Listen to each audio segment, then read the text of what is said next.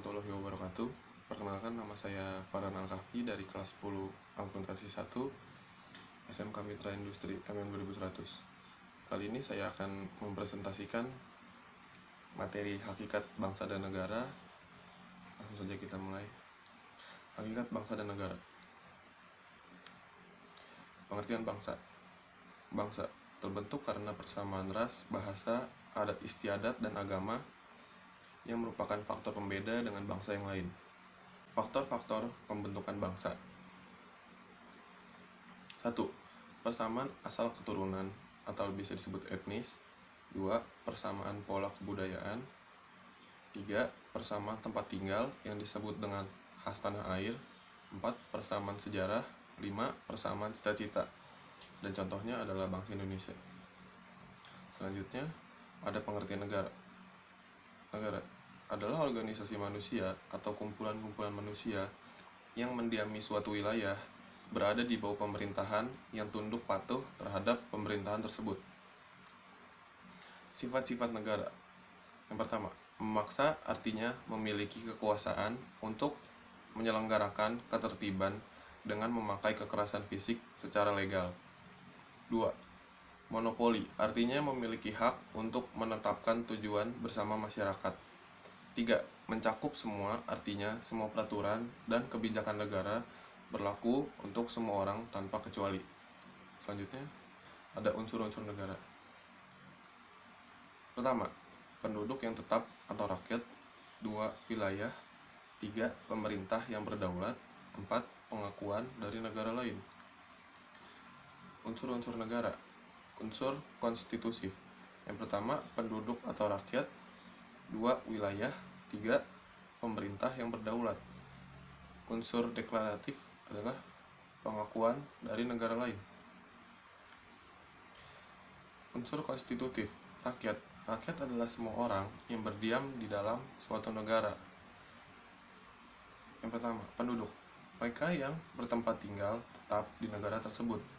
2. Bukan penduduk. Mereka yang bertempat tinggal sementara dan tidak bermaksud untuk menetap di negara tersebut. Penduduk.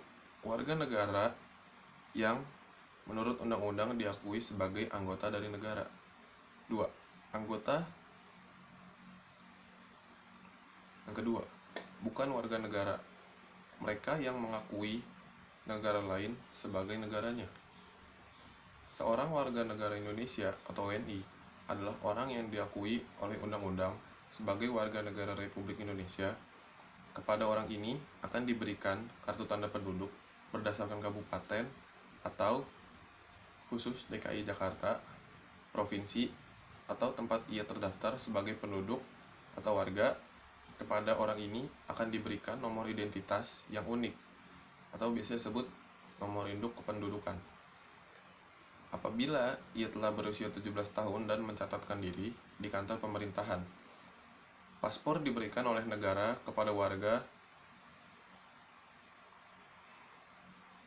Paspor diberikan oleh negara kepada warga negaranya sebagai bukti identitas yang bersangkutan dalam tata hukum internasional.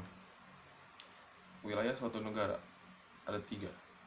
Wilayah daratan, wilayah lautan atau perairan, dan wilayah udara. Wilayah darat. Batas wilayah darat suatu negara ditentukan atas perjanjian bilateral atau multilateral antara negara-negara yang bersangkutan. Pertama, batas alami, batas buatan, dan batas geografis. Selanjutnya, batas alami. Batas terjadi secara alami. Contoh, sungai, gunung, lembah, dan lain-lain. Batas buatan. Batas yang sengaja dibuat oleh manusia. Contoh, patok, pos penjagaan, gapura, dan tembok. Batas geografis. Batas menurut letak suatu negara. Contoh, Indonesia terletak antara benua Asia dan Australia. Selanjutnya, ini adalah contoh wilayah lautan. Selanjutnya, ini adalah contoh wilayah lautan. Wilayah laut suatu negara adalah semua perairan, lautan, danau, dan sungai yang berada dalam batas-batas negara tersebut. Yang pertama adalah laut teritorial yang berjarak lebih dari 12 mil sampai 200 mil. Lalu ada zona ekonomi eksklusif dari lebih dari 12 mil sampai 200 mil. Dan ketiga adalah landas kontinen 200 meter ke dasar laut teritorial. Dan keempat ada laut bebas lebih dari 200 mil zona ekonomi eksklusif. Selanjutnya, laut teritorial. Laut teritorial adalah jalur lalu lintas menghubungkan antara satu pulau dengan pulau lain, sumber daya alam hayati dalam kurung hewan laut dan tumbuhan laut. Lalu ada sumber daya alam non hayati dalam kurung sumber minyak bumi dan gas alam. Kedua ada zona ekonomi eksklusif. Negara berhak memanfaatkan sumber daya pada zona dan merupakan batas wilayah suatu negara dengan wilayah perairan negara lain. Ketiga adalah landas kontinen. Negara berhak memanfaatkan, mengolah dan melakukan konservasi sumber daya alam, berhak melakukan penelitian, perlindungan, dan pelestarian laut, mengizinkan pelayaran internasional, memasang sarana prasarana perhubungan laut. Dan keempat ada laut bebas, merupakan wilayah laut yang bebas digunakan oleh negara manapun, bebas berlayar, memasang kabel atau pipa bawah laut, bebas membuat pulau buatan dan instalasinya, bebas untuk melakukan riset atau penelitian, dan bebas menangkap ikan. Ini adalah contoh wilayah udara.